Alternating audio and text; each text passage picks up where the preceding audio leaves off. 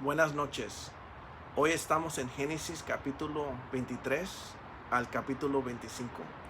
Vamos a hablar de la picadura de la muerte.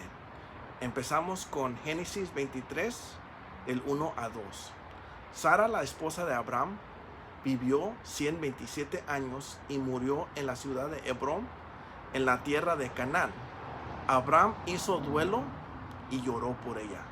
La muerte es incómoda, no es un tema que nos gusta conversar, pero la muerte está en la palabra de Dios y es una realidad con la que nos tenemos que enfrentar. Hay muchas ideas falsas sobre la muerte. Algunas personas piensan que reencarnamos en animales, otros creen que morimos y eso es el final. La muerte no significa el fin de nuestra existencia. Santiago 2:26 dice que la muerte es la separación de nuestro espíritu y nuestro cuerpo. No somos quienes somos debido a nuestro cuerpo. Somos quienes somos por nuestro alma. Mateo 10:28 dice: no teman a los que matan el cuerpo, pero no pueden matar el alma. Teman más bien al que puede destruir alma y cuerpo en el infierno. Segundo de Corintios 5:1 dice que nuestro cuerpo es solo un tabernáculo, una tienda de campaña o una carpa, porque solo es temporal. La muerte o la separación del cuerpo no es lo peor que nos puede pasar. Lo peor que nos puede pasar es la separación eterna de Dios. En Lucas 16:22 vemos que el hombre rico vivió una vida separada de Dios y también murió separado de Dios. El hombre rico llegó al infierno y su preocupación ya no eran sus posesiones, pero lo primero que quería hacer era advertirles a sus hermanos sobre la separación de Dios. Desafortunadamente era demasiado tarde para advertirles. Si tuviéramos la oportunidad en preguntarle al rico si su pecado y su vida de placer realmente valió la pena por una eternidad separada de Dios, él nos diría que de ninguna manera.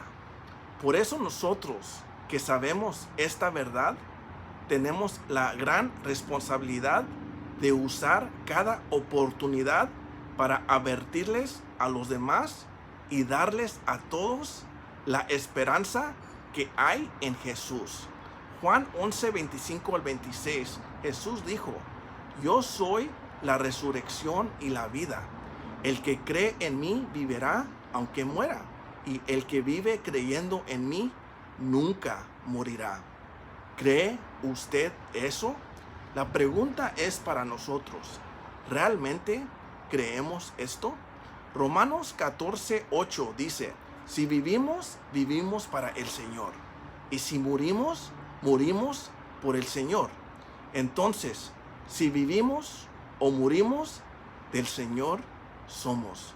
Viviendo por Jesús, estamos asegurados de que cuando entramos en la eternidad, estamos en las manos de Jesús.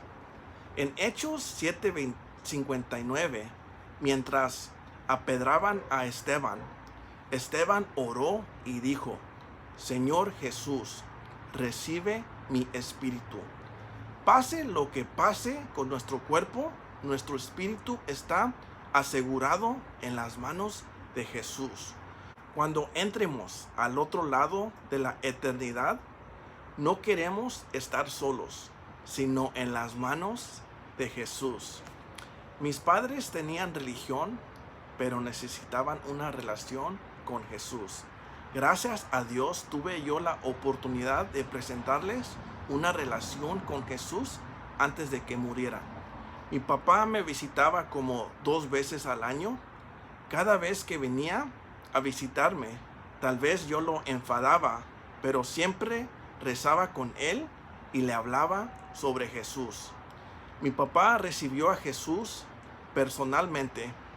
Cuando mi papá murió, yo sé que murió en las manos de Jesús.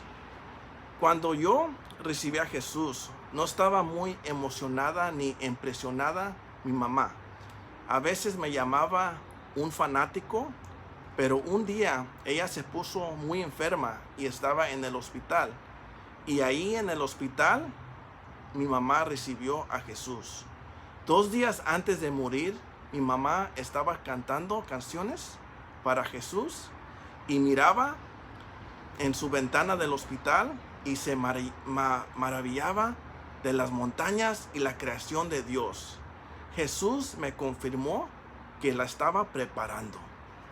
En Génesis 24:67 dice: luego Isaac llevó a Rebeca a la carpa de Sara, su madre, y la tomó por esposa. Isaac amó a Rebeca y así se consoló de la muerte de su madre. 3 años después de la muerte de su madre, Isaac todavía estaba triste. La muerte es un tiempo doloroso. A veces personas con muy buenas intenciones tratan de alegrarnos o decirnos que no debemos llorar. Otras personas piensan que llorar es un signo de debilidad o falta de fe. Eso no es cierto, porque Jesús también lloró. El duelo y llorar es parte del proceso. Las lágrimas liberan presión. Al resistir el impulso de llorar, a veces puede resultar en problemas emocionales. Mateo 5:4, Jesús nos dice: bienaventurados o dichosos son los que lloran, porque serán consolados. Los que hacen duelo y lloran se encontrarán renovados y restaurados después de un tiempo de lágrimas. Primera de Tesalonicenses 4:13 al 14 dice: hermanos, no queremos que ignoren lo que va a pasar con los que ya han muerto, para que no se entristezcan como esos otros que no tienen esperanza. ¿Acaso no creemos que Jesús murió y resucitó? Así también resucitarán con Jesús a los que han muerto en unión con Él. Algunos preguntan: si vamos con Jesús, ¿cuál es el propósito de la resurrección? En Génesis 25:10 vemos que Abraham quiso ser enterrado con su esposa. Y en Lucas 16:22 vemos que Abraham está en la presencia de Dios. La razón que fue enterrado con su esposa era porque su cuerpo va a ser resucitado junto con Sara, su esposa, aunque su espíritu está con Dios. El día de la resurrección, nuestros cuerpos serán reunidos con nuestro espíritu. Primero de Corintios 15, del 35 al 58, Pablo nos enseña que en el día de resurrección nuestros cuerpos serán nuevos y gloriosos. Algunos preguntan: si es solo su cuerpo, ¿por qué deberíamos ir a un funeral? Abraham y Isaac demostraron respeto a sus seres queridos al darles un entierro apropiado. Eclesiastés 7:2 dice: vale más ir a un funeral que a un festival, pues la muerte es el final de todo hombre, y los que viven deberían tenerlo presente. Claro que es más divertido ir a una fiesta que a un funeral, pero los funerales nos ayudan a evaluar las cosas por las que vivimos en esta vida. Desafortunadamente, a veces no apreciamos ni reconocemos cómo tratamos a las personas hasta que estén muertos. Por esta razón, algunas personas sienten culpa o arrepentimiento. Lucas 6:31, Jesús nos dice: traten a los demás tal y como quieren que ellos los traten a ustedes. Si amamos, perdonamos y obedecemos este mandato diario, no habrá remordimientos después. Deberíamos honrarlos y tomarlos en cuenta cuando estén vivos, no esperar que mueran. Entonces, ¿qué pasa si dejamos en malos términos con alguien que murió? Siempre podemos hablar con Jesús sobre eso. Primero de Pedro 5:7 nos dice: depositen en Él, en Jesús, toda ansiedad, porque Él cuida de ustedes. No hay nada que no le podemos contar.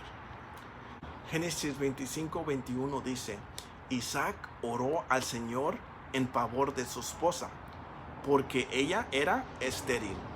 El Señor oyó su oración y ella quedó embarazada. Isaac podría haber dicho: tal vez Dios cometió un error con la esposa que me dio, pero en cambio confió en Dios y oró por ella. Isaac sabía que el mismo Dios que puede resucitar a los muertos puede producir vida en la esterilidad. Efesios 2 dice: pero Dios, que es rico en misericordia, por su gran amor por nosotros, nos dio vida con Cristo, aun cuando estábamos muertos en el pecado. Cuando Abraham fue a sacrificar a su hijo Isaac, Dios mostró que Jesús mismo iba a tomar la picadura de la muerte por nosotros. Primero de Corintios 15, 55 al 57 dice: ¿dónde está, oh muerte, tu victoria? ¿Dónde está, oh muerte, tu aguijón o picadura? El aguijón o picadura de la muerte es el pecado, y el poder del pecado es la ley.